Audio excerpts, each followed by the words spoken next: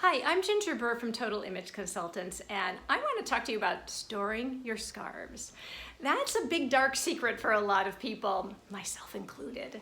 And you know what happens is I've done the Marie Kondo way where you fold them really neatly and put them in a basket, and the more I pull one out, the more they all come, and the more I end up with just this big giant jumbled mess that makes me as a Virgo a little bit nutty.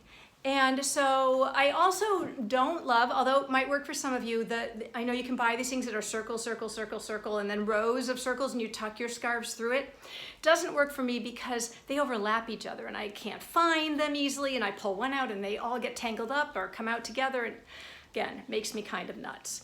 So what I have started doing is just using a regular hanger, getting round shower curtain hooks, hooking them onto the hanger like that, just hooking them on there, and then taking my scarf and just tucking it through.